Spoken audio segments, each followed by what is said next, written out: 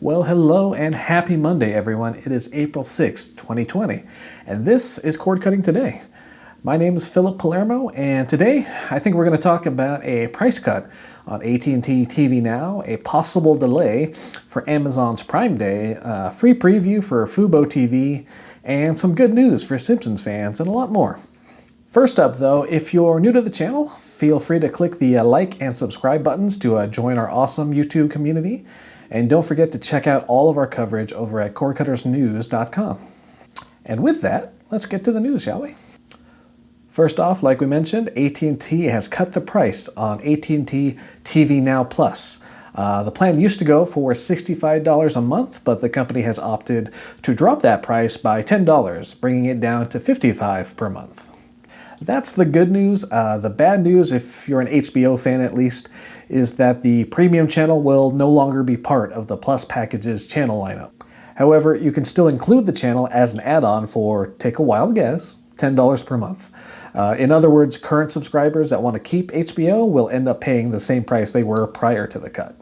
Now, there's a chance this price cut is tied to the pending launch of HBO Max next month, and this could be a move to encourage subscribers to sign up for the new service when it launches.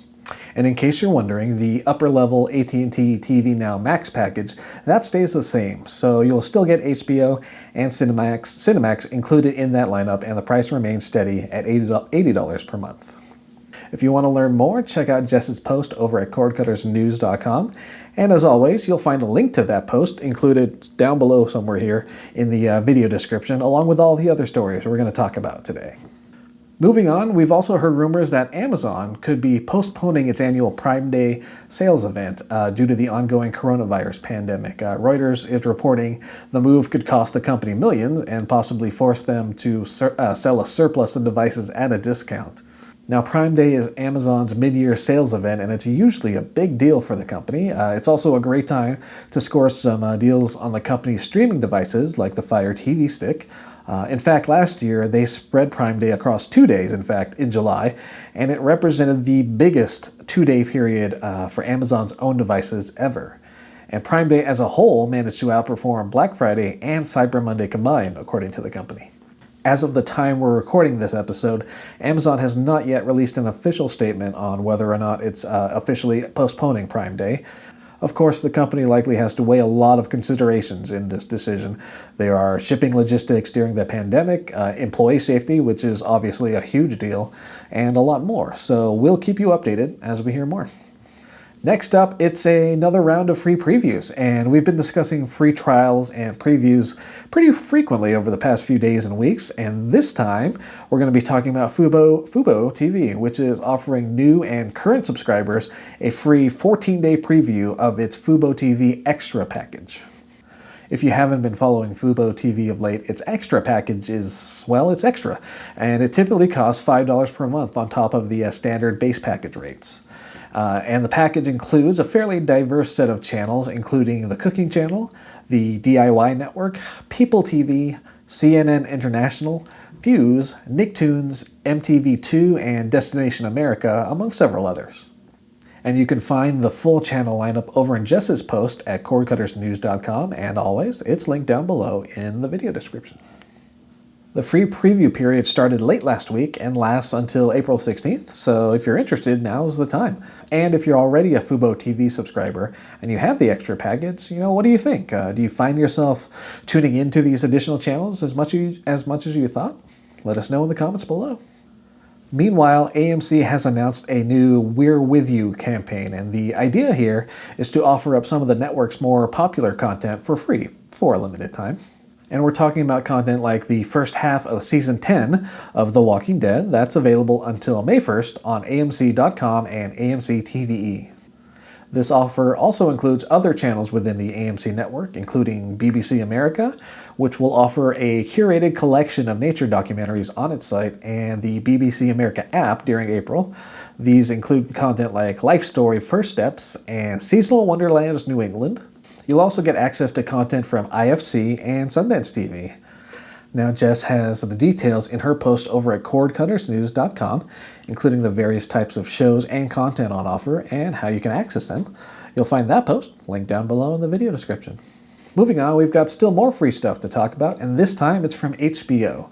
Now, last week we talked about the network starting to offer a free selection of content for a limited time through its HBO Now and HBO Go apps without a subscription. And so Roku has followed up to say that the same selection, which includes around 500 hours of content, will be available for free through its Roku channel from now through May 15th. So that means that Roku users can access the free content through the Roku channel on your device, via the mobile app, or through the RokuChannel.com. To recap, here's a quick preview of what you can expect through HBO's free trial. We've got shows like The Sopranos, The Wire, Veep, and Silicon Valley. You can also get seasons 1 and 2 of Succession and seasons 1 and 2 of Barry. There's also a selection of movies and documentaries on offer, and you can find the full list, guess where? CordCuttersNews.com. Next up, we've got a bit of a birthday to recognize. Last week, Pluto TV celebrated its 6th year as a free streaming service. It's currently offering some 242 channels, including movies, news, sports, and more.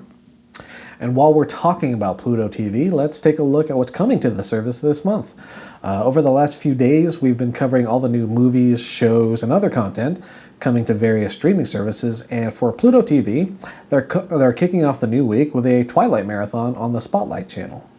The first movie in the series premieres tonight at 8 p.m. Eastern and Pacific, and its 4 sequels will follow from April 7th to April 10th, all at the same 8 p.m. time.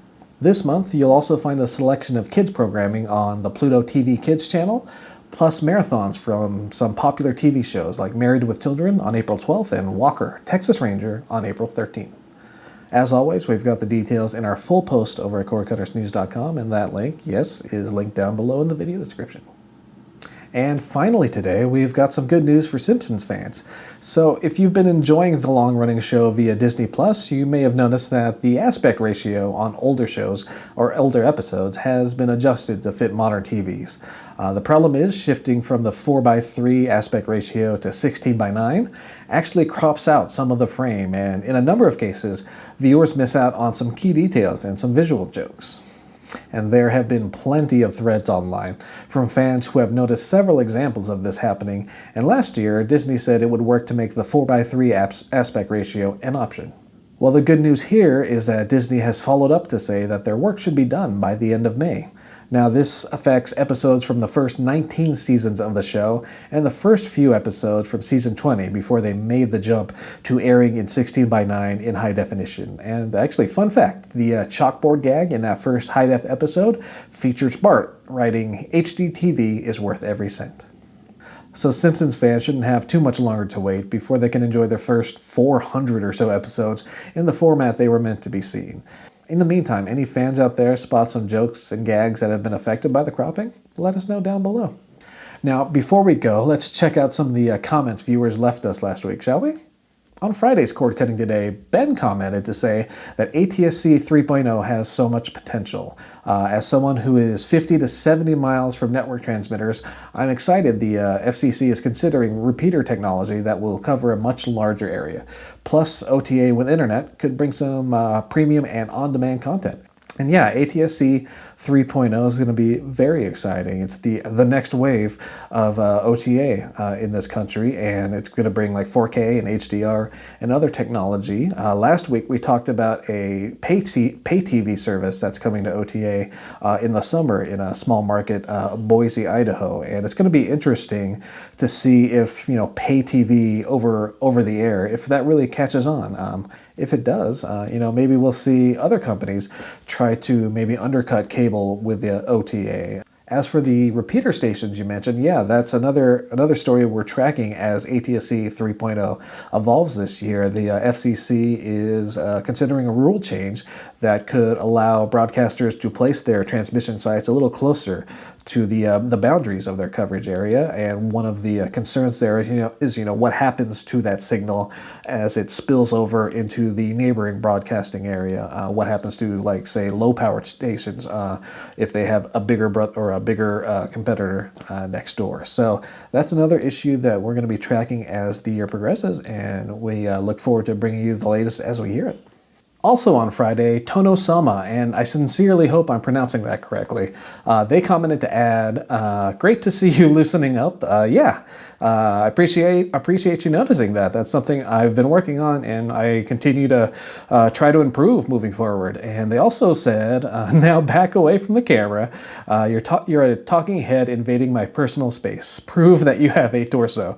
And trust me, I hear you. Actually, today's video, I have the camera set a bit further back to give us a bit more breathing room. I'm kind of limited right now within the confines of my home video studio, but for this week and the next week, hoping to get a little more visual variety and a little more breathing room here to make things a bit more interesting. So stay tuned.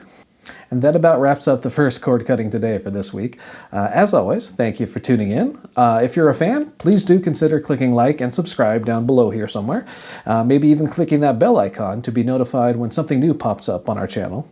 Until then, we hope you have a great rest of the week. My name is Philip Palermo, and I will see you tomorrow. Take care.